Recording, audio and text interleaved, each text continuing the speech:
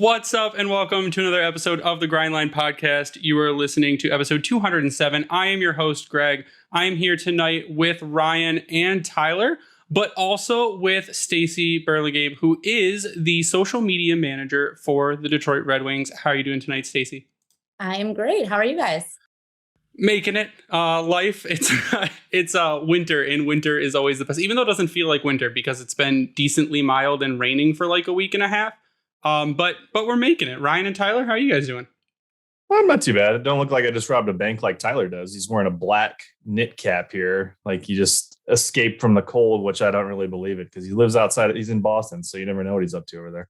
I'll say really quick that you can't trust anybody wearing Michigan. So yes. Oh man, Ryan's an Ohio State guy. Come on. I'm a Spartan, but that's okay. That makes sense. No, I'm doing fine. It's just freezing cold here, and for some reason I didn't feel like taking the hat off, so I'm wearing it. You have heat? Yes, I have heat. It was cold outside, okay? He ran in to update his computer. Yeah, that's what he did. But we have Stacy on it tonight to talk because a lot of our listeners and fans and everything are on Twitter, and we have one of the best Twitter communities. I think we have the best Twitter community in all of hockey, hands down. And they're fantastic. So I thought, hey, who better to get than a person who is in the social media sphere, who understands how it works, and who just loves talking about social media and what goes on there. But first, I kind of want to get just your background, where you came from, and how you got to where you're at today. Yeah, so I, like I said, I'm a Spartan. Graduated from Michigan State, but I've grown up. I've played hockey my entire life. I've grown up with two older brothers who were into hockey. So kind of hockey's always been a passion of mine. And then I played through school. So I kind of knew that I wanted to work in hockey. And when I was in school, like social media was just kind of becoming a big thing. You know, it wasn't really like people didn't have jobs in social media. So it was kind of like taboo. You had your MySpace top 8. I had, yes, MySpace. And like, gosh, I remember in college, like Snapchat, I just got a smartphone, I think like my junior year or senior year of college.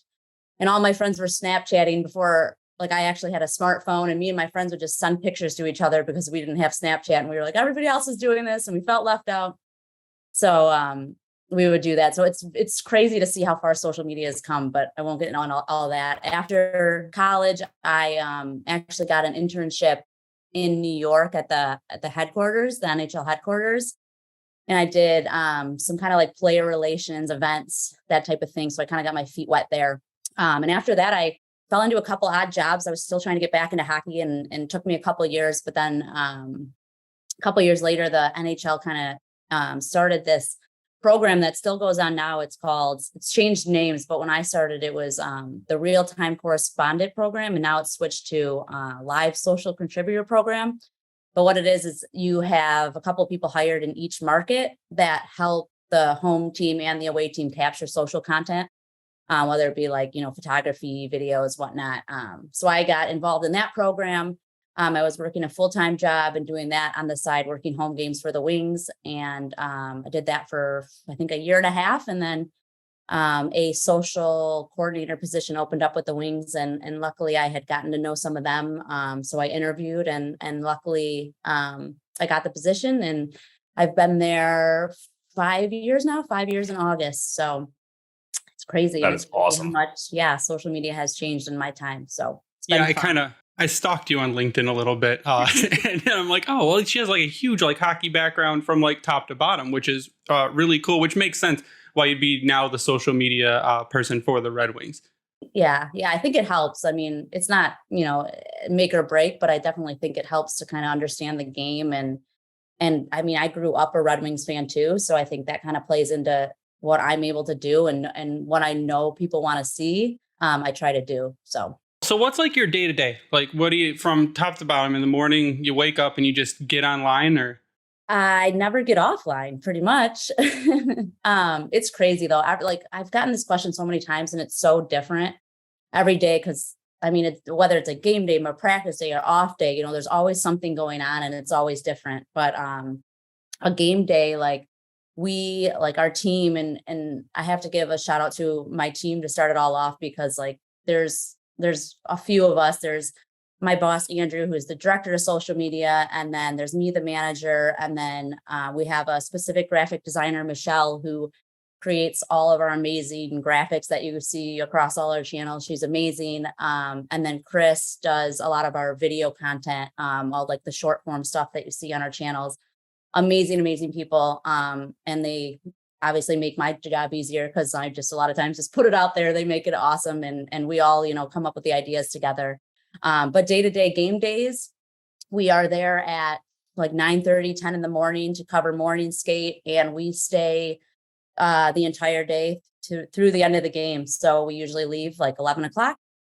So they are long days. And we're constantly just, working with all the departments within our organization to make sure we're, hitting everything that we need to get out on our end, but also trying to do stuff that's fun and engaging for our fans, and to keep people interested in the team. So honestly, every day is different. It's fun and exciting. It's hard. You have to, really be dedicated and love what you do. But yeah, we make it work. So LCA is your second home. LCA is probably my first home, to be honest. My home is probably my second home. So those Good Night Hockey Town tweets are literally you going to bed then, basically, huh? Literally honestly, I love those tweets every night. It's like the last thing I do before bed. I usually drive home from the arena and I find a good picture and I fire it out there. I mean, no one's yelling at the handle at that point, so you can finally take some relaxation for it. That's why I only do it when we win. That's smart. Nobody That's wants to hear good night from us when we lose. That's for sure. No, they've already all gone to bed when we lose anyway, so it doesn't matter. Not as many people are going to see it. I don't know. There's a lot of angry tweets being fired off at all hours of the night. So it's hard enough to post the score when you lose, right? Yeah, people love to give their opinion, but some nights it's harder to hit the send button than when we do good, it's easier. So a lot of the content that's come out recently, I really loved, and whoever's idea it was to smack each other with tortillas.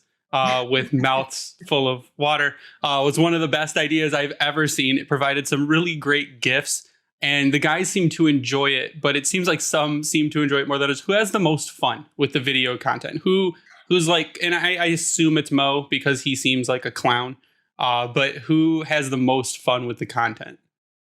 Yeah, Mo is a great guy. He has fun. He's hilarious too. Hilarious guy. It depends on the day. Truthfully, like I'm trying to think, like obviously the younger guys, right? Like a lot of the younger guys have grown up with social media and it's like them, like they're ingrained in their lives. So they're more kind of open to it. But we've had some vets that have enjoyed it too. I don't know. It's hard to put like a specific name on it. I mean, we're lucky that we have like really good guys on the team that, no one is really like says no to things. People like, obviously we know for certain things, we know who to go to and who to ask. Like we weren't going to ask certain people to do the tortilla challenge because we're like, okay, there's no way they're going to do it. But so I wanted to see Michael Rasmussen get slapped with a tortilla. Yeah, he is great. He's got a great personality. So you just wanted crazy eyes and tortillas. I do. I want him to stare down the person in front of him while getting slapped with a tortilla. But we'll see if we can make it happen for you.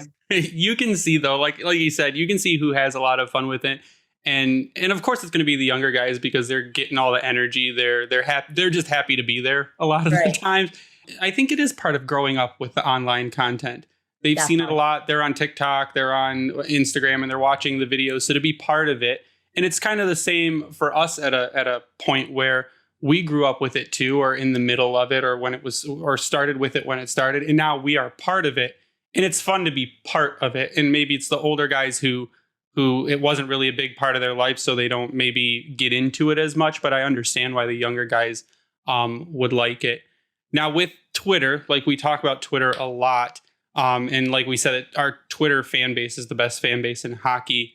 Do you run the Twitter account? Is that you 100% of the time, or are there a few of you that run it?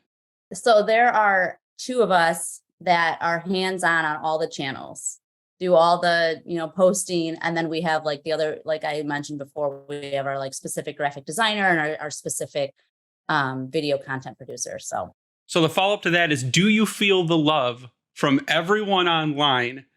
Block out the hate, but we're kind of trying to constantly be like, hey guys, it's not the team that runs the account. Like if you yell at them, it's like yelling into the void. It's not going to make any difference.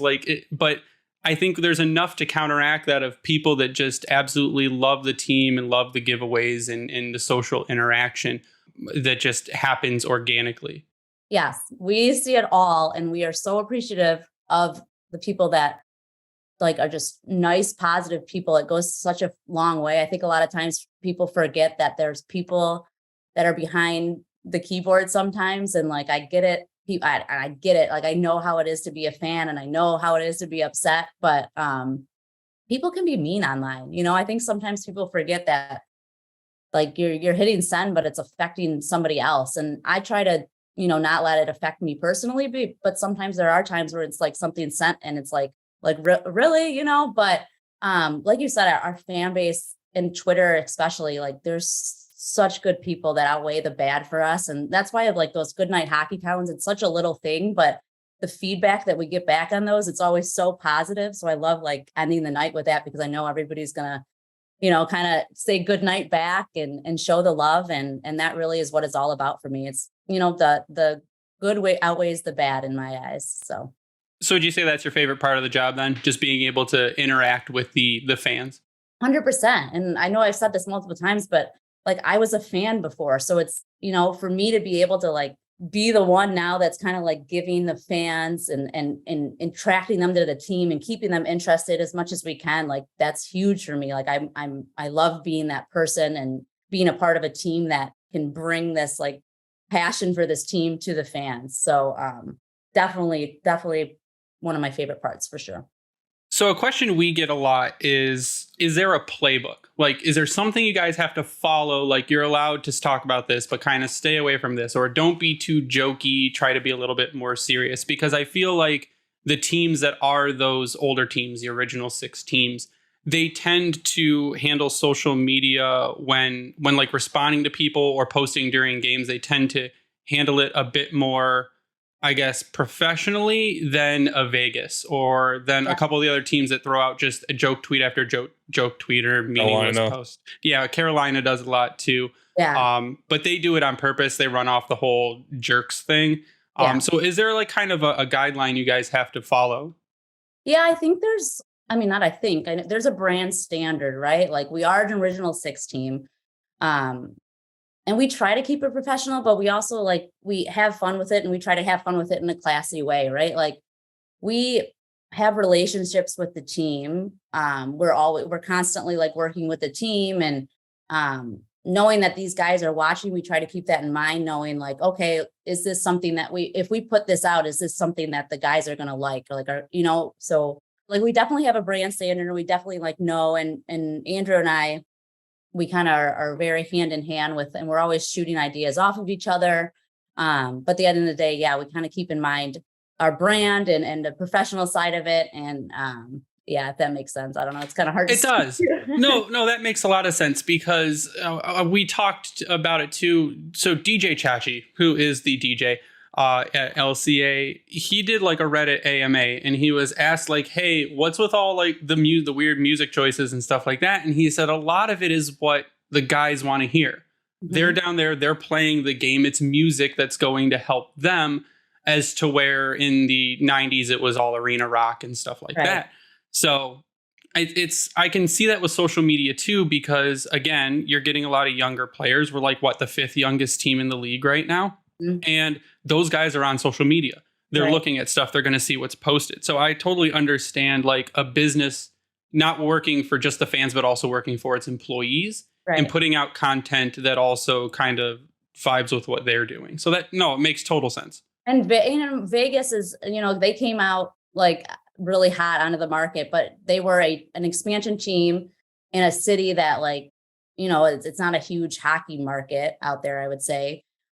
So they needed to do something a little different to gain attention, so I don't disagree. They had no background. Right. Like that's the whole thing. I don't disagree with, the way that different ways that teams do it and try to gain attention. But yeah, it's very different. It goes all by markets and the type of fan base you have. And it's just really about kind of reading and feeling out the vibe, so we all feel the vibes. Do the best we can and try to toe the line between, staying classy and being an original 6 team and staying true to that brand, but also having fun and knowing that, the younger that we get, and the fans are more ingrained in social media, the different things that we kind of have to do. And that's like, if you look at our TikTok, we try to have a little more like of a different voice on TikTok versus the voice that we kind of carry on Facebook, because it's an older audience. Greg's favorite is Facebook. Oh my God. So there is a Red Wings fan page Facebook group. I think we have 10,700 people in it now. I'm an admin in the page, and oh my God, the stuff that happens there makes you want to throw your phone out a window sometimes. But I kind of try and tier out the fan base based on social media platform, and Facebook's pretty low for that group. It's good on the actual, I will say it is very good on the actual Red Wings Facebook page. Yeah. The conversation is there, and it's good, and people gravitate towards there. The fan page is like the Wild West, I swear to God. Some days it's really good, and some days it's absolutely terrible. Yeah. But I kind of wanted to ask you, you mentioned TikTok. How has it been having to integrate just newer social platforms? Because it seems like they're popping up frequently. And I mean, TikTok's probably the latest, but I think you started out with Facebook, and then Facebook, Twitter, and then Snapchat, and then TikTok. And Instagram. So it's like a lot to handle now. Yeah. And it's like we said before, it's constantly changing. Like Instagram, when it started versus Instagram now, like the whole Reels side of things, it's like completely different. So we're always like constantly trying to figure things out. TikTok was a different beast for us, because it was like, I don't know if you guys spend a lot of time on TikTok, but like you can post one thing and get like no views on it at all, and then you'll post something else. Like we posted last season a random video of one of our equipment managers changing a skate blade of Nick Leddy, and it has over 12 million views. It's like one of the It's top. very interesting. Yes, it is. It's pinned at the top. If you go to our TikTok page, you'll see it. It's got like, it's crazy, but it all lined up with, I'm sure some people will know, like there was this whole TikTok craze about showing like farmers changing the hooves on horses. Yeah, that's how that came about with that. Yeah. Well, no, so that wasn't even like, we didn't even like think twice about it, but we posted it. And then I think it kind of like, because then people were commenting like, you fell into the algorithm. And we were like, wow, how did like, it worked out so perfectly, but it's like, it's just crazy. The algorithm on there is very throw things at the wall and see what sticks.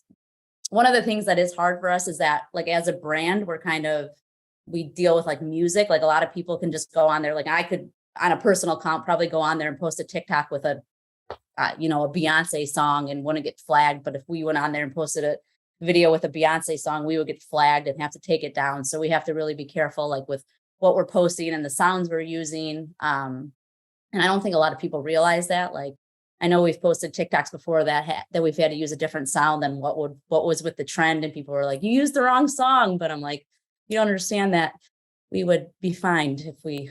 There'd be big problems. We don't need legal troubles at this juncture. Yeah, I think that I agree. I made a TikTok for us, and I'm lazy at posting because, again, there's just so much.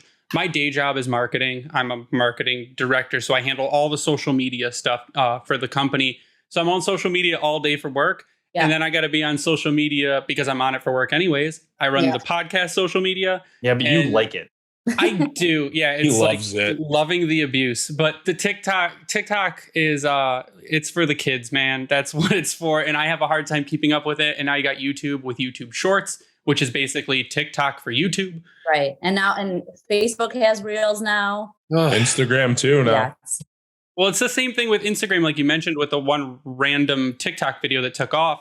We still have a video on there getting likes every day that we posted before, like during training camp of Lucas Raymond did a drill against Dylan Larkin and really pissed him off, like kept the puck away from him like 4 times. And it's got a ton of views, and it still gets like 30 a day. Yeah. Which makes no sense at this point. I know. And then we would post like something, I don't know, like we post like the tortilla challenge or whatnot, and it gets like a couple, like tens of thousands of views, but nothing close to the 12 million views on this random video. So Well, I will boost the tortilla challenge. It's hilarious. Yeah. The coolest trend that you guys do, and a lot of the NHL teams and even like the junior teams and stuff, they'll do like, the question of the day, and like all the players as they're skating off the ice or they're going on the ice for warm-ups or no, sorry, like morning skate or whatever, they'll answer the question. That's like the coolest thing for me, because you don't really get to know the person, but like through some of those like short answers, you get to understand what kind of person they are, whether they're extremely boring or they're just, they're out there. Totally. That honestly, that's one of my favorite things that we do too, because a lot of it is like, it's so organic. It's not forced. Honestly, the guys seem to have fun with it, because it's not like we're not taking up a lot of their time. We're just, hey, they jump off the ice after practice and we were like, we hold up the sign, and some of the guys, have fun with it. Some or, say their answer and walk away. But it's been fun. It's been one of my favorite things as well. We need them to choose their original starter Pokemon. That's what we need. A board with the original starters, and they point to one, and we need a tally at the end. That's what we need. Because Jamal Williams created a monster. No, I love Jamal Williams. He is amazing, and we will not talk ill of Jamal Williams. Greg, on account, how many players on the Wings right now you think know what Pokemon actually is? I know. No, this is a great question. And it's so funny because when my boss listens to this, he always says, we should do the question, Pikachu or Yoshi. Like that. He wants to do that question. I'm like, I don't know if these guys will like even know who these guys are. So this will be really funny when he watches it. But there was one in training camp, I think it was, like, where you were showing them all kinds of stuff from like the 90s, and like half of them didn't know what the hell they were. I'm like, oh my God, what? Yeah, that one hurt. That was the prospect. So those kids are like, gosh, born in the 2000s, early 2000s. So yeah, that was weird for me when I'm like, okay, what is a floppy disk? And half of them are guessing like, record player or whatever. One of them actually got it though, which was impressive. Yeah. Hello, children. Do you know what dial-up internet is? Like, Absolutely not. Yeah. Or one of the questions we kind of thought of was like, oh, your AOL like screen name, but I'm like, wow, a lot of these kids now might not have even had instant messenger. Like, man, I barely had instant messenger and I'm 27. So yeah. So, okay. That helps. I grew up setting my away status on instant messenger. Oh, yeah, me is too. that the AIM thing? Yeah. Is that what that was? Oh yeah, Yeah. I had one of those. Yeah. I didn't do that though until we finally got our original version of cable. So the dial-up had finally seen pasture. So I got cable, and then boom, there it was. I was very serious about my buddy profile. It always had to be perfect. Yeah, you had a little bio that was some My Chemical Romance lyrics or something. yeah. It's amazing. With the Yeah. link to it to your MySpace, so people would get on there and you could hear what song of the day was. Good old Oh, man. MCR. MySpace too, by the way, like we were all coding like at the age of, I don't even, like 16. Yep. Yep. Get your color schemes down. For get the MySpace? music embedded. Yeah, you could do HTML. Yeah, you had to code everything to get like your background color and add a song. Like, man, I miss those skills. A nation of programmers is what it Tyler's was. like, you guys are old. We don't need to do any of that nowadays. No, Yeah, no. it's less fun. But we do have some fan questions. The top question we got from like 6 different people: will there be more Mojo show? I knew this was coming. You guys will just have to stay tuned and find out. Oh Lord. Okay, that's a yes. From M on Twitter, do you guys read all the comments or try to read all the comments? We see all the comments. I will leave it at that. We see them and we hear you. And sometimes people should just be nicer. Yeah. But the I ones agree. that are nice, we appreciate you.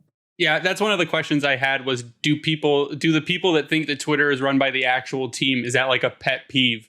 I feel like it's a pet peeve of every brand, is that the Twitter is like run by the CEO or run by the actual coach or whatever, and that they're looking at it and they don't care. Yeah, it's not even a pet peeve for me. I don't like, I get it. Like, I get it being an upset fan, and social media is just like a platform for everybody to go and complain. But to me, it's just like, why waste your energy? Just like be positive. And I know that's so cliche, but like, it just, I mean, what does it do? Like leaving a negative comment on a tweet, like what does that do? Log off and enjoy life. That's if we lose, just log off and enjoy life. That's all you got. ESPN Plus, watch another game. There's a million on. Or like, oh, we'll get them next time. Like it's fun. Like we get to like, I don't know. Hockey's fun, you know? Like it's a sport. It's supposed to be at least. Yeah. Do you guys see all the memes and stuff that come out? The edits people make, the funny memes that people like to post? Okay. Oh yeah. What's what hemorrhoids? Yeah. Sarah is our favorite. She is amazing. Her content is gold. And we love her. Do you have like a group chat with the Tigers Twitter admins over there, or do you run that too? No, but I figured I'd clear that one. Actually, yeah. You guys have like a group chat when Sarah, aka Hemorrhoids, is tossing her stuff around, because I feel like she just hammers you guys in the best of ways. Oh, it's great. Like every time I post a picture or like anything, I'm like, oh, this is like, she's gonna turn this into a meme, like for sure. And she's great. She's amazing. She's great at what she does. So props to her. You just have to have a countdown when you post a picture of when someone's going to tag her to let her know that there's a new meme content going. I was going to say, yeah, if she doesn't get it out, like there's somebody that's tagging her like, hey, you have to make this into a meme. From Emily, what has been your favorite question or bit that you guys have done? Favorite question or bit? Like just favorite piece of content that we put out? Yeah. The Mojo show has been up there. That was definitely a fun one. Gosh, I don't even know. A lot of it. I don't have anything specific. Like a lot of things that we get to do with the guys are just when the guys are into it and having fun with it. I'm having fun with it. You know what I mean? We did a couple interviews a couple years ago. I think it was like pre-COVID. And it was like the Mojo show. And it's kind of what the Mojo show was kind of born out of, because we were just planning to have like Mo and Joe sit down and like interview each other. And then it just kind of turned into the Mojo show. But we did that with a few guys years ago. I think like Tyler Bertuzzi and Robbie Fabry, when we first traded for Fabs, we like put them in, like he interviewed Tyler Bertuzzi and they were just like cracking up the whole time. It was just stuff like that. You know, when you get to actually see the guys' personalities and like they are just organic with it and it's not forced. Like I love that stuff. So I think that and what we need more of is like the beginning of the Mojo show where Lucas came in and he's like, you have to do the intro. It's your show. If I do it, it'll be fucked. And it was the greatest thing ever. And they're like, kids are watching this. And then he says it again. Mm-hmm. It's like, that's the content that just like, again, we turn it into sound bites. We turn it into memes. We use it in GIFs and stuff. And it's just that because it's the kids being funny and they don't know what they're doing, but the bloopers are the best part. 100%. And that's like 100% like them. You know, like when we first did it, like we had questions and we would coach them through it a little bit, but like all those like funny bits, like all of them, they're funny guys. So that's usually you in the background that we can hear talking to them. Is that correct? Yes. Yeah. If it's a girl's voice, probably me. She's coaching them along. I try to. I always tell her, like, everybody always say, oh no, it makes it funny when you like leave the background voices in it, you know, it kind of makes it feel more real. And I'm always like, I hate my voice, but it's like the office aspect right there. Yeah. They always win. So I'm always in there. So you've seen the pictures. I do edits on Twitter. I try and do movie posters whenever we have a game. So I sent you a few. What are your top two? I think, if I remember right, you did the Christmas Vacation one. Yes. With Berggren looking lovingly at Dylan Larkin. Yes, that one was good. And Always Sunny. Yeah. So I think we're my top two. Lucas Raymond as Frank is one of the most disturbing things I think I've ever made in my entire life. It just fits so perfectly because of the look on Raymond's face is hilarious. Yes, you're very talented.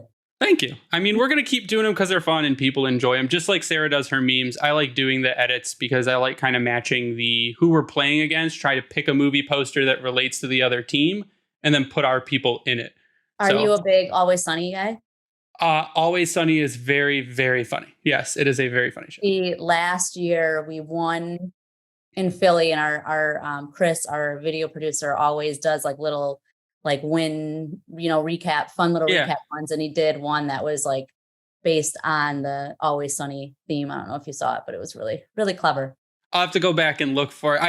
I'm good at Twitter search, so I'll go back and take a look. Go find it. It was a good one for sure. But Stacy, we loved having you on. I know you have a baby that most likely needs attending to, but I want to let you, if you have anything coming up or anything that you would like to plug or where people can find you. No, I'm just going to plug, follow. If you don't, I mean, if you're watching this, I would hope you follow us, but if you don't, follow us on, Instagram, TikTok, Twitter, Facebook, everything, Detroit Red Wings. And, keep the positive vibes coming. We have, I don't even know how many 40 some games left. So it's going to be fun and strap in. Well, thank you for coming on. We loved having you. We'd love to have you back whenever you want to come on. And it's a lot of fun. Thank you for doing what you do. And thank you for just trying to bring everyone together and keeping things positive with our community, keeping us updated and giving us a lot of fun content to follow. No, I appreciate it. And thank you guys as well. You guys do an amazing job. So appreciate it. Awesome. And hope to talk soon. Thanks, Stacy. Much appreciated. The NFL playoff picture is locked in, and my go-to place for wildcard round action is DraftKings Sportsbook, an official sports betting partner of the NFL. To kick off the road to Super Bowl 57, new customers can bet just $5 and get 200 in free bets instantly. Plus, all new and existing customers can get no sweat bet each day of the wildcard round this weekend. Just place any NFL bet of your choice, and if it loses, you'll get a free bet back up to $10.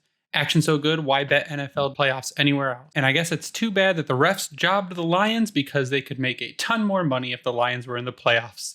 Download the DraftKings Sportsbook app and use the code THPN. New customers can bet $5 on any NFL game and get 200 in free bets instantly, only at DraftKings Sportsbook with code THPN. Minimum age and eligibility restrictions apply. See show notes for details. Once again, I would love to thank Stacy for coming on. Great interview. And the Twitter crowd is going to absolutely love it. It's going to be fantastic for them. Absolutely, without a doubt. That I feel like you have it rough. That's got to take it to a whole new level. Like you being you, Greg. Sorry. What do you mean? Like with just with the. I mean, granted, yes, it's a podcast. It's forward facing. Like it's fan driven. That's why we're here, because people want to talk hockey, and you're pretty much a punching bag for that. Kind of like what's the Red Wings Twitter is, but it seems like it's probably taken to a whole different level because they have 1.2 million Twitter followers. Yeah, it's a lot of people. Like, man. No, it's a lot of you take, like she said, you take the good with the bad. You let the good outweigh the bad. You don't pay as much attention to the bad, even though the bad sucks. Like the keyboard warriors are absolutely terrible. You gotta learn. Everywhere. You gotta learn to ignore it, brush it off, and just focus more on the good stuff, because there is more good stuff, and the good stuff is far, far, far more genuine than the bad stuff is. And I think that's kind of what I look at is when I post something and the reaction it gets. Like I had a bunch of conversations today because I posted a couple thought-provoking things. Like if we were to trade with Ken Holland and Ken Holland wanted Philip Hronek, what would the package look like? And we had a ton of discussions. I got in one fight and that's it. And the fight was necessary because it was a person bad-mouthing Dylan Larkin. And I will not have that, especially this year. How does that come into the conversation when you're talking about... Those people are fucking idiots. It was that Dylan Larkin, and it was about his contract. And if they were going to give him $9 million, he would have already signed by now. And he's not worth $9 million because he's on pace for only 75 points this season. And they went on and on about how it came down to you should only get paid based on your point production, which is the dumbest thing ever. And then they went down the whole Larkin's not a 1C thing. And that's also doesn't make any sense. So whatever. It ended with, I posted charts like comparing him to Matt Barzal, because Larkin over the past 3 years has been better than Matt Barzal. It's clear as day. You can watch them play. And he goes, here you go with more charts. Have a nice day. So it's like people that don't believe in numbers or statistics and they just block it out. Plus his Twitter handle was about Bedard, which basically means that he's on every season is on Team Tank, which to me this season makes absolutely no sense. But that's besides the point, because the Red Wings won a game, guys. The Red Wings won a game. Against a good team. Against a good team. Now, granted, it was 7-5. And the Red Wings did not control puck, mainly because that entire, the second period, they just could not do anything. They had a Corsi 4 of 30.4% and a Fenwick 4 of 30%. And those are not good numbers, but they won 7-5 because Moritz Seider is an absolute beast. No, I'm of course, of all the games that I've had to recently miss, I caught all of but like the final 4 minutes, and then I caught some of the replay today on Valley Sports. But from everything I saw highlight wise, like he had 4 assists last night, tied a team record. Yep, with Mike Green. Beautiful. And he was so aggressive. I mean, I feel like Wallman, we've kind of hit this already the last couple of weeks, has ignited him in a way that we saw from last season. Like he seems like he's more comfortable in his skin again out there, whether it's in the offensive zone or the defensive zone. Now, there's still some things defensively that I would like more out of him. But again, he's, 21 years old. It'll come around. I'm not too worried about that. But he's now re-engaging himself offensively, it seems like. And he's not worried about getting caught or what have you, because Wallman's skating ability, we loved it last year. I feel like it's gotten better, which is actually quite incredible because he is friggin' flying all over the ice right now. And it's creating so much opportunity. And on several of those goals that Seider had an assist on is due in large part to that. I think it goes the other way too. Like you said that Mo is like Wallman is giving Mo that energy. I think Mo is letting Wallman also improve his game, with Wallman knowing that if he has the opportunity to pinch up and to join the offensive rush, that Mo being back there is not a defensive liability. No. So I think it's the other, it goes both ways that way. And it's been awesome to see what Wallman's done because he scored again. Like the dude's been unreal. And my worry now is that people are going, I just made for I made her a Wallman background for her phone. And I feel like it's the curse of M's phone is I made her a Darren Helm one and Darren Helm's gone. I made her a Verana one and the Verana thing happened. I just made her a Jake Wallman one, and Jake Wallman, I think I misspoke on the last episode saying that Wallman was on a 2-year contract. He is a free agent at the end of the season. And with what he's doing now, I would love to keep Jake Wallman. The problem I see, though, is that you have a Simon Edvinsson coming up. You have an Albert Johansson coming up. And those are 2 guys on the left side. And Wallman's a lefty, and you can only carry so many. Ben Sherratt. And you can't get rid of him, and you're not going to try to get rid of him. And that's my worry now is you've got guys in Olimata who's playing very well, who could very well be playing himself out. By the way, I'll start taking my victory lap now on being right about Ben Sherratt. I don't know. Ben Sherratt last game looked looked better. Watching him play hockey. Sure. I understand where you're coming from on it because defensively he is not good. But I know why. He's not good offensively either. He's contributed. Ben Sherratt has contributed offensively. Okay, but like in terms of like a big burly defenseman, I guess he is kind of good offensively. But you would think he would be like a shutdown defenseman like Mata, and he's just not. And then on top of it all, he turns the puck over a lot. I was hoping that Ben Sherratt, now he has done it to his credit, but I was hoping he would come in and just be a lot more physical. And he has done it on nights, but there are nights where Ben Sherratt's just out there looking lost. And I think if he looked lost, but also just knocked people on their asses, it'd be a little more impactful. And that just hasn't been the case. But again, I feel like some guys are going to start playing their way to a trade or have played their way to a trade, which is in some respects good for us because we get pieces out of pieces that we picked up. We up our value. The return on what we paid for them is greater.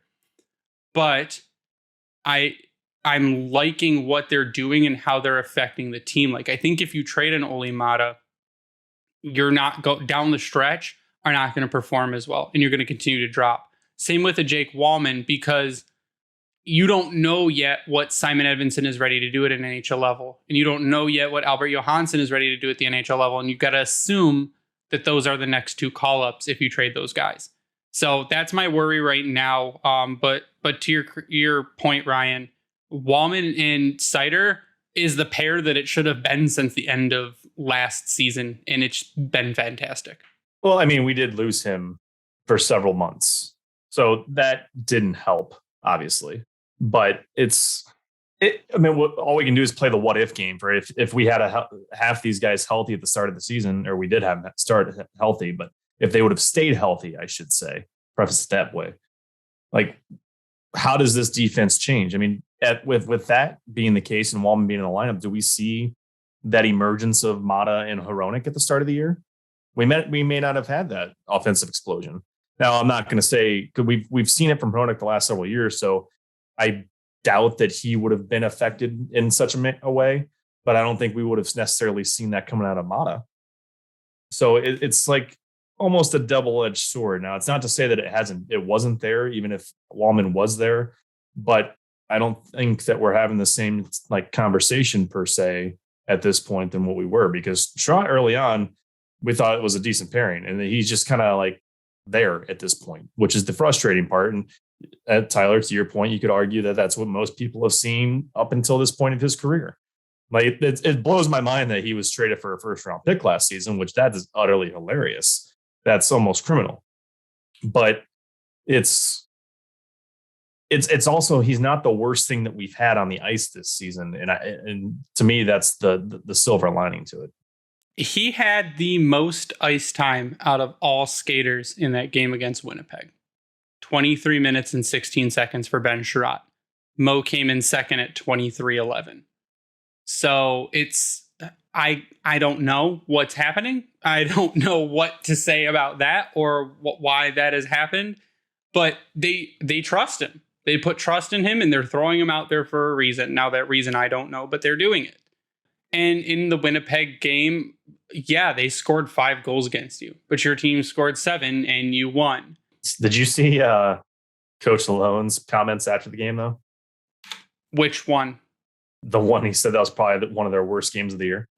He's like, I don't want to take away from the win, but that game sucked, basically. Yeah, it was not great. And Ville Husso, 5 goals on 37 shots, and it's an 86.5 save percentage. And his save percentage has been going steadily down as the season progresses as well. How bad does our conversation about one of the best tandem goaltenders in hockey look right now? I'm just going to pretend that didn't exist. That conversation never happened, Ryan. I can delete it from the records if you would like. The Team D, yeah, that might be a good idea to delete that episode entirely. That's like the infamous Ken Holland trade that we don't ever bring up on this podcast. You mean like the that. one where we got Kyle Quincy for a first round pick, and that turned into Vasilevsky? That one, Ryan's favorite trade of all time. I said we don't mention that on the podcast, and then you brought it up. So you literally just brought it up. I said all I said was like the trade that we don't mention on this podcast. That's all I said, and then Greg took over. Okay. You know that if you say that I am going to actually list out the trade, right? You do that on purpose so that I will say that. But the last person I wanted to talk about for that game, Robbie Fabry, man. Robbie Fabry, since coming back from major injury, that's like a big injury and a huge recovery. Robbie Fabry has had some of the most energy on the ice. He has been trying to flatten people. He's been flying for the puck. He's scoring. Like, Robbie Fabry has come out with a renewed sense of flying. I'm going to beat everyone's ass. That's what it is. And he knows he has to do it because he has to earn his spot back in the lineup.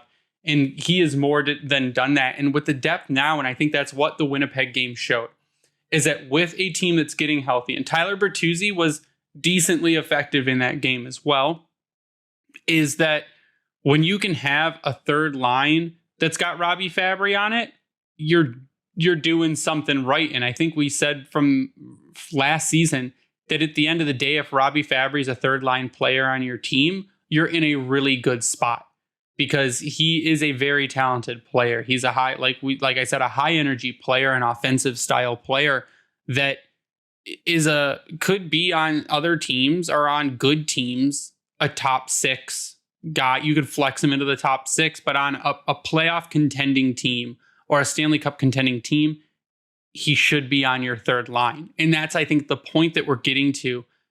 Plus having Berggren shift up in the top 6 on the second line, one of the smartest decisions ever. And we went back and forth. Daniela just put a dude on blast because he's like, putting Kubalik on the fourth line and Berggren on the second line, or Berggren on the second line, makes no sense because what has he done to earn those minutes? I'm like, also only be one of the best rookies in the league this season with the limited amount of play he's dried had. up. And Kubalik is cooled. I wouldn't say dried off. He cooled down a bit. He's still looked good and he's had his chances and he's scored recently. Berggren has made every single effort to do as much as possible to just flat out go out there and destroy the game, to be the best player he can be. And it shows every single night what he's doing, because when he doesn't have the puck on his stick, he's hunting it down. He's playing a defensive game. He's going to the corners and he's picking them out. And for a guy who's not that big, he is steady on his feet. He is tenacious in the corner. He has incredible IQ to get the puck to an open player or to an open area of ice. And he's got the hands to score. So, like I said before, not having him in the top 6 is probably a crime. He's in the top 6 now. And what he was able to do with fourth line minutes, just what he can do and his potential to do with those top 6 is, I think, immeasurable at this point. And again, he's not going back to Grand Rapids. It's not going to happen because of the impact he's had on this team. Yeah, he's been fantastic. I mean, every night he's out there on the ice. He's noticeable. There's never a shift that he seems to take off. And he makes everybody around him better, too, because he's good at passing the puck and he's good at finishing when he gets his opportunities to score. So he's been, I don't want to call him a surprise because, we all knew that he could become this kind of player. But, did we think it would be this soon? Probably not. But I'm glad that it has come at this point. I think it's not necessarily a surprise. In a way, it's almost what took so long. But granted, you can go back to the roster and how things looked at the start of the season. So I get it. There are guys being paid to be here, and that's why they're on this team. Like an Adam Ernie, for instance. I know he's now officially basically the odd man out with all these guys getting healthy and how things are going. I mean, other than like Soderblom, who we saw be the expendable because you can be sent down. So sorry, but you're going back to Grand Rapids, and he's having a good game tonight from what I saw. He got in a fight. Got in a scrap. Yep. And Berggren's in the same point, but he's taken it and run with it. We saw this all last season in Grand Rapids, and it's like he took that and was like, you know what, that I'm going to be even better. And he is. And I think that's why you're seeing him. His minutes are going up. I feel like late game, the next big thing I see for him is in those final 5 minutes. If this team is trailing or tied, you're going to start seeing him on the ice more. And that's going to be when we know he has truly won over this coaching staff, because I've called it out a couple of times at this point where I felt like he should have been out there over St. Andrew Kopp just for how things have gone of late. And I think that he's almost Kopp to the has point also now. been really good lately. I know, Yeah, but I feel like he's going to be to the point where he's going to be passing a guy like Kopp. I get Kopp and Larkin are going to be your go-to for centerman. But if you got Fabry out there, you got Fabry and Larkin for centerman, you're good. Now you put your playmakers on the ice and make shit happen. And he has gotten special teams play. And you're right. When he's out there in those situations where the game is on the line is how you know that he's got the trust. But Lalonde was also asked today, because he had mentioned previously, like, what do you need to see out of Berggren? And he's like, consistency. We know what he can do. We see what he can do. We need him to go out every single game and do it. And then he was asked again today, I think it was at this morning's practice, like you had mentioned that you need to see consistency. Are you seeing, like, has he done like what you need to see? And his simple answer was yes. Like, he's doing it every game. It's that being consistent night in and night out, bringing the same energy and the same play. Kind of like it's what you see from Dylan Larkin.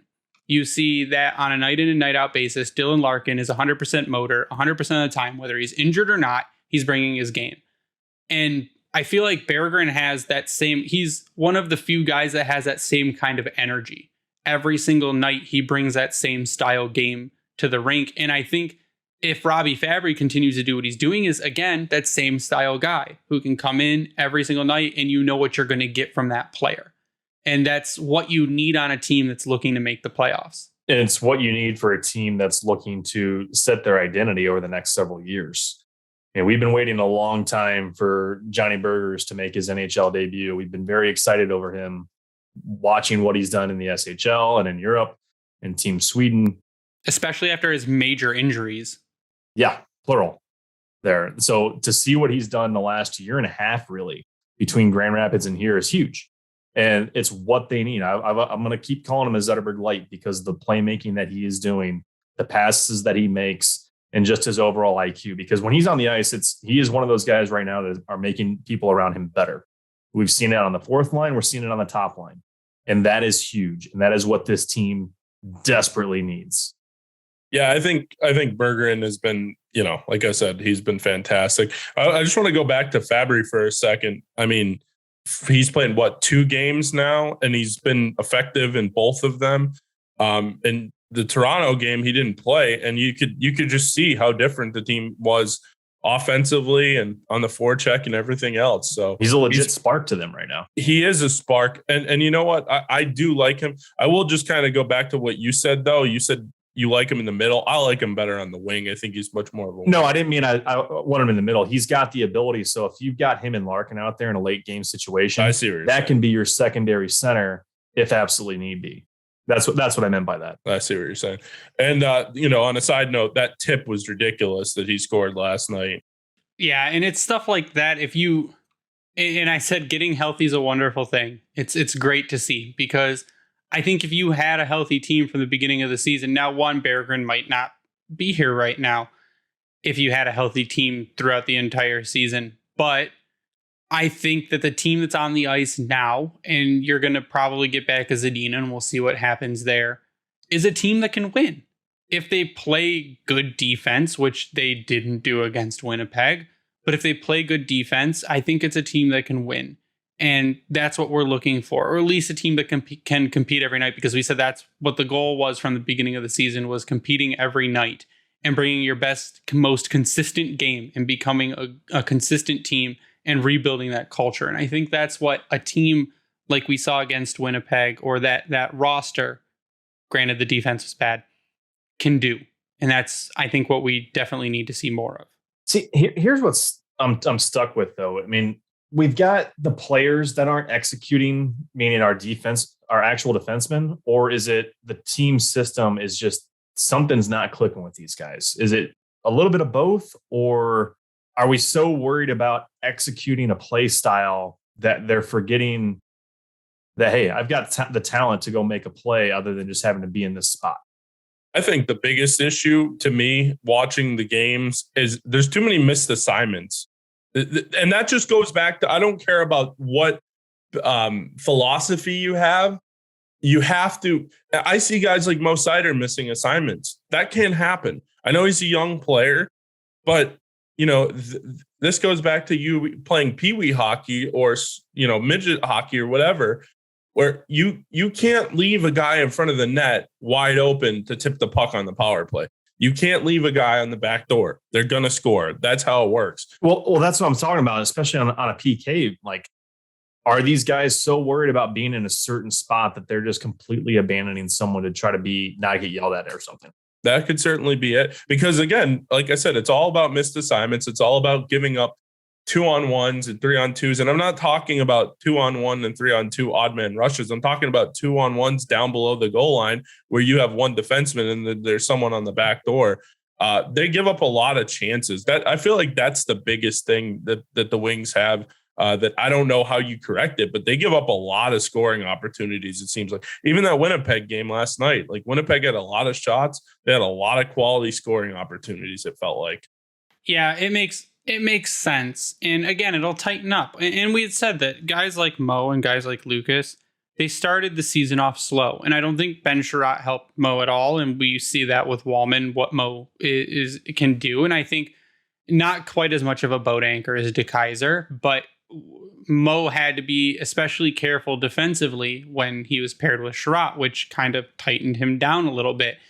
And Lucas is heating up recently. He's become very good, but it's still, they started off in that kind of sophomore slump, which happens to second year players because other teams study them, especially guys like Mo, who was the best rookie in the league last season. They study them extra hard and they figure out what they do and they figure out how to counteract it. It's how the player reacts to that matters. And it's Mo just figuring out what he now can get away with, what he can't get away with, what areas he needs to work on. And he talked about it with Daniela and Art earlier. They released an episode this morning of Word on Woodward. And he did the same thing. He's like, they asked him about his production, and he said he's working to basically do a consistent game every night and just working on his day to day. And that's what he's got to do. He's got to lock it down and know now in year 2, what can I get away with and what do I need to work on? And once he's got that figured out, you can generally see consistency start in year 3. And it's perfectly fine. I think a lot of people tend to forget that this is Mo Sider's second NHL season. We know that it seemed, he won the Calder. The expectation went up a lot, but at the same time, there's no reason to be thinking that he's a 10-year Nick Lidstrom right now. It's not fair. Things are going to happen where we're going to be like, what the hell are you doing? But that also happens with guys like Dylan Larkin, who's been in the league for several years now. I think because of the accolades that he pulled in last season, that it's taken to a different level. And it's something that, when was the last time the Wings had a Calder winner? Was it 60 years ago? A long time ago in a galaxy far away, Ryan. Yeah. So, you see where I'm going with this, though. Like it's something we haven't tasted in 2 generations of hockey fans almost. Like we said earlier, the move to Wallman was probably the best thing that the coaching staff could have done. Maybe it could have happened quicker. Maybe they're just letting Wallman get his feet under him and to get comfortable again after missing all that time. But he needed the infusion. It looks like we're seeing Mo play with speed that we only saw glimpses of last season in terms of, especially offensively.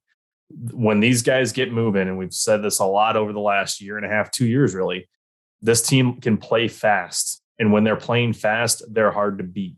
You can say that again for most teams, but when the other team that they're playing controls the pace, they struggle, meaning they slow the game down and don't let Detroit start getting free and start skating. When they do that, we see the night that Mo had last night. Now, granted, it's a 4-assist night. It's a record night. Not going to happen all the time, but we see that puck movement. We see things happening in terms of offensive creativity that we don't typically see night to night. So it's refreshing.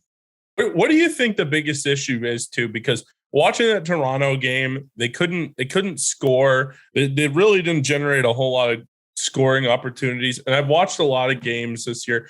I will be honest. Personally, I've gone through a lot of personal stuff, which is why I haven't been on the podcast as much recently. But I will be, going forward and everything. But I haven't been able to watch every single game from start to finish. But I've watched the highlights and I've looked at stats, and I've watched as many as I can.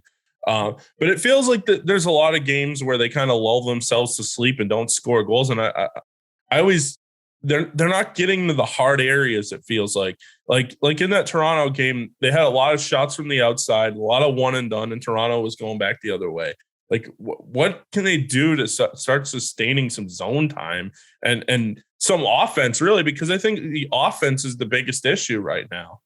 In a way, I kind of want to lean back on what I was talking about defensively. Are they so worried about executing this new system that, like you said, they lull themselves to sleep? Are they wanting to make sure that they're doing things the way that they're adjusting to, if you will? I get it. We're almost halfway through the season. You would think that they have a true comfort level with all of the things that Lalonde has changed up for them. But at the same time, you're like, maybe not. Maybe they're still trying to figure out how they want to do this. And sometimes they carry the puck too long, trying to wait for that guy to make a cut that they're waiting on, that was drawn up on the playboard.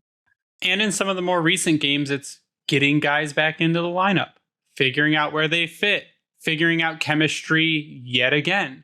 And it's going to keep happening like that because you've got guys like Bertuzzi who haven't been in a very long time that are jumping back in. And you've got Fabry, who hasn't been in a very long time, jumping back in. And it's continuously just folding these guys back in, seeing where the chemistry is and going from there. So it's going to be rough getting back up to speed with guys coming back in because they haven't played for so long. I think you're right with that. And they really haven't had, I hate to say this, like, they really haven't had a full roster all year long. Not that most teams do, but you at least get a point in time in your season where you have almost everyone healthy or 92% of, your players healthy. Maybe you have one or two guys out, but like it I just like the 92%. That's very specific. I was trying to think of something, that wasn't quite 100, but like, somewhere in the 90s, whatever. But like, it feels like they haven't even gotten to 80%, really. I mean, like it's kind of a revolving door on the shelf there. So I don't know that I feel like that's part of the issue too, but I don't know if it's the system offensively that doesn't allow them, because like the power play, we could talk about that too. The power play looks like absolute garbage. Oh yeah, we'll talk about that next week. We could do a 3-hour episode on how special teams has been not great. That's where we're going to wrap tonight. I want to actually end by saying congratulations, Dylan Larkin. You're the Detroit Red Wings All-Star. You can also go fill out a form on the website and just vote a bunch of other Red Wings as All-Stars too.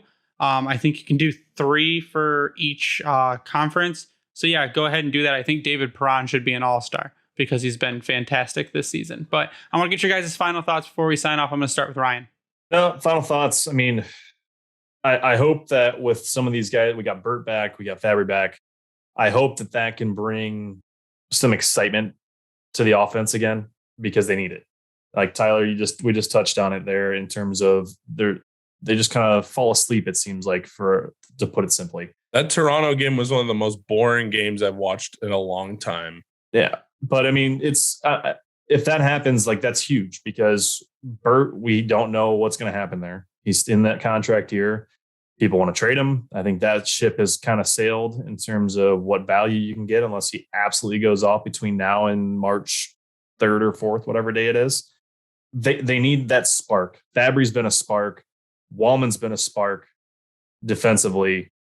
Now, can these things come together to help really push them forward and get them back into a little bit of contention? Is it too late? Possibly. They could still crank out some wins here and go on a little streak, and that could have maybe turned the tides a little bit, but they got an uphill battle, and they hit that wall that we were hoping they wouldn't necessarily hit in December, but the injuries, I think, took over a little bit too much. So we'll just have to wait and see. But other than that, RD Ryan 33.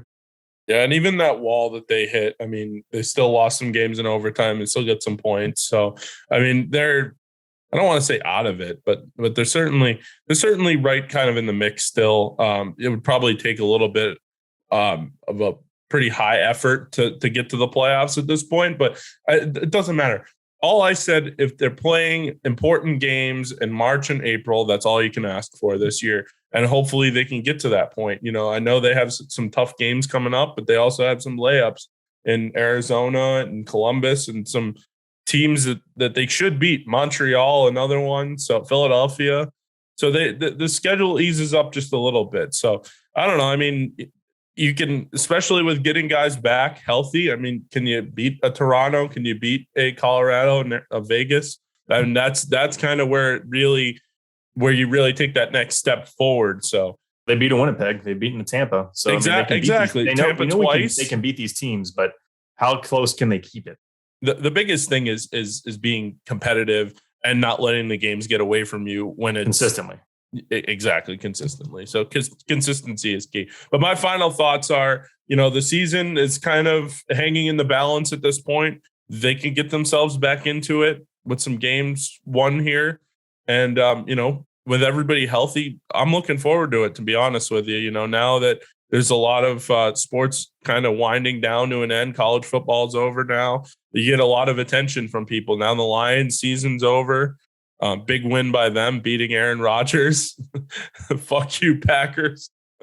But no, they're going to get everybody's attention now between now until opening day. So they'll have everyone's attention. So they need to string together some wins and see what happens. You can follow me on Twitter at SealDog91. My final thoughts are once again going to be thanking Stacy for coming on tonight and just taking her time to talk with us. We really appreciate it. You can follow me online at Bringing the Wing. Follow the Grindline Podcast online at Grindline Pod. I'd like to give a shout out to the Hockey Podcast Network at HockeyPodNet on Twitter for hosting us and spreading our podcast around. We also like to give a shout out to Vintage Detroit, which is the only place you should get your Detroit jerseys from and worked on. If you can go check us out on YouTube and sub to our channel, Grindline Podcast. We post all our podcasts there in case you want to see the interview and view our lovely faces. You can do it there. We also like to give a shout out to Howie's Hockey Tape, where if you use the promo code GRINDLINE, you get 10% off your order. And if you use that same promo code on Bring Hockey Back, you get 12% off your order. You can also find our merch on redbubble.com by searching the Grind Line. I had a Jamal Williams shirt go up. His quote, "Don't let these tears fool you. It's all dog in this mug," is now on a shirt. You can go buy it on Redbubble. It is amazing. I've got another shirt that I really like that I made, but I don't want to put it up yet because it actually uses him, and I would like to get his approval first. But he does an amazing Naruto run, and I made it into a sweet shirt, and I'll show you guys once we hop off. But that is going to do it for us tonight. So for Ryan and Tyler, I am Greg. You stay classy, Hockeytown.